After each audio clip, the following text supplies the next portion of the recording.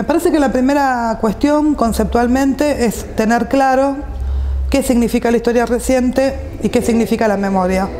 O sea, por un lado la historia como una disciplina social que se ocupa de analizar ese pasado tan cercano, y por otro lado, digamos, la memoria, que son las construcciones que las sociedades hacen de los recuerdos de ese pasado. Esa me parece que es la primera diferenciación. O sea, el pasado reciente no se trabaja de la misma manera, por ejemplo, en una clase de historia, desde la disciplina, que en otras áreas, como puede ser la plástica, la música. La escuela es el lugar, o uno de los lugares, quizá uno de los más importantes, donde se pueden tramitar las herencias, ¿no?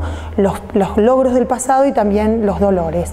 Entonces, dentro de ese trabajo con el pasado, creo yo que hay que poder conjugar la explicación, que es lo que siempre la escuela ha hecho, digamos, tratar de pensar qué ocurrió, por qué ocurrió eso, qué ocurrió y no otra cosa, si eso puede volver a ocurrir o no. O sea, intentar reflexionar, pensar ese pasado que puede haber sido más o menos complejo, con operaciones que no siempre estuvieron en el ámbito de la enseñanza, como son las implicaciones afectivas. Sin dudas los docentes debemos revisar qué damos, digo, porque particularmente, bueno, cada uno tiene una postura tomada frente a lo que es la historia y con respecto a esa postura, y a partir de esa postura trabaja. En consecuencia, en función de eso uno recorta, y yo particularmente creo que no.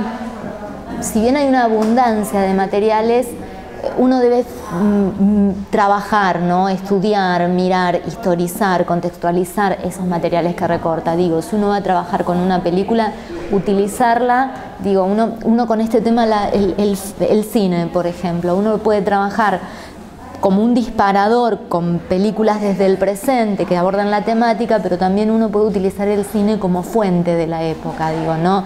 Y no ir a no abordar y utilizar en la clase el cine que desde hoy se produce, sino el cine que se producía en la época, y trabajar, ¿no? Qué temas, qué películas, historizarlo. Las imágenes son una de las tantas vías que un profesor o una escuela puede poner en juego en el devenir diario, ¿no? También pueden ser las imágenes, que las imágenes pueden ser cine, fotografía, pueden ser obras de arte, también podría ser el camino del testigo, podría ser el camino de la literatura, hay muchos caminos.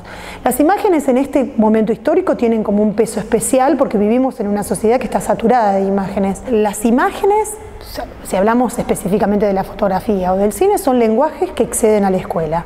Una imagen, una película no estuvo hecha para que sea pasada en la escuela en general, por lo menos las que se usan en estos temas. Entonces, es importante ver a esa obra, a ese pedacito de la cultura como es una fotografía o como es una película, con un autor, con un momento de producción, con un contexto de producción, ¿no? Es una obra a la cual nosotros nos arrimamos con un montón de saberes previos que ponemos en juego frente a eso. A mí me parece que la didáctica de la historia tiene que hacer muchísimo hincapié en la relación pasado-presente.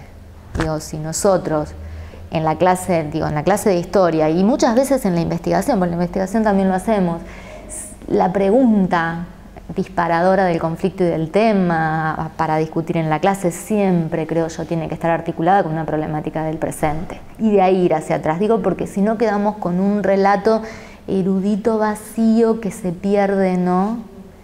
Y a veces los chicos no... Digo, y después aparece inmediatamente el famoso ¿para qué? Digo, ¿para qué esto, no? ¿Para qué saber un montón de cosas si no las puedo? Digo, y una forma de empezar a mover ese ¿para qué? Es planteando preguntas desde el presente. Otra cuestión interesante también es la perspectiva local. Es decir, trabajar qué pasó en la dictadura en la ciudad, o en la localidad, o en el pueblo, digamos, tratando de dotarlo de las particularidades que son por ahí distintas a una visión hegemónica sobre la dictadura que viene desde Buenos Aires, y que a uno le parece que si no pasó igual, que lo que pasó en Buenos Aires no pasó.